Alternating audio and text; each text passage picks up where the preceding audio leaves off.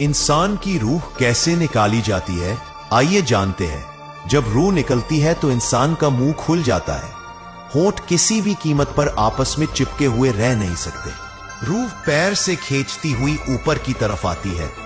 जब फेफड़ों और दिल तक रूह खींच ली जाती है और इंसान सांस एक ही तरफ यानी बाहर ही चलने लगती है, ये वो वक्त होता है जब चंद लम्हों में इंसान शैतान और फरिश्तों को दुनिया में अपने सामने देखता है। एक तरफ इब्लीस उसके कान में कुछ मशवरे देता है तो दूसरी तरफ उसकी जबान उसके अमल के मुताबिक कुछ अल्फाज अदा करना चाहती है।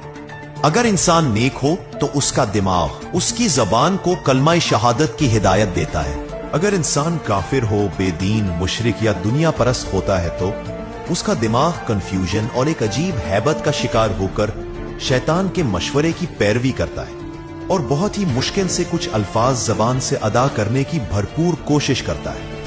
यह सब इतनी तेजी से होता है कि दिमाग को दुनिया की फजूल बातों को सोचने का मौका ही नहीं मिलता। इंसान की रूह निकलते हुए एक जबरदस्त तकलीफ ज़हन महसूस करता है, लेकिन तड़प नहीं पाता क्योंकि दिमाग को छोड़कर बाकी जिस्म की रूह उसके हलक में इकट्ठी हो जाती है और जिस्म एक गोश्त के बेजान लोथरे की तरह पड़ा हुआ होता है जिसमें कोई हरकत की गुंजाइश नहीं रहती।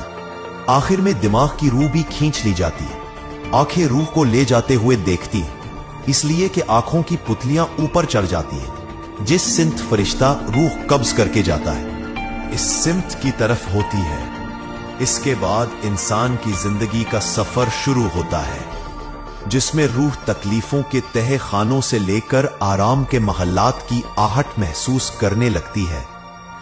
जैसा कि इससे वादा किया गया है, जो दुनिया से गया वापस कभी लौटा नहीं, सिर्फ इसलिए कि क्योंकि उसकी रूह आलमे बरज़ख का इंतजार कर रही होती है जिसमें उसका ठिकाना दे दिया जाएगा। इस दुनिया में महसूस होने वाली लंबी मुद्दत इन रूहों के लिए चंद सेकंड से ज्यादा नहीं होगी।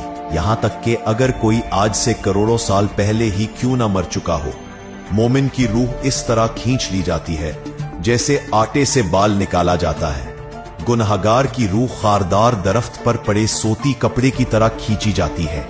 अल्लाह सुब्हानहू ताला हम सबको मौत के वक्त कलमा नसीब फरमाकर आसानी के साथ रूह कब्ज फरमा और नबी पाक सल्लल्लाहु अलैहि वसल्लम का दीदार नसीब फरमा। आमीन या रब्बुल आलमीन।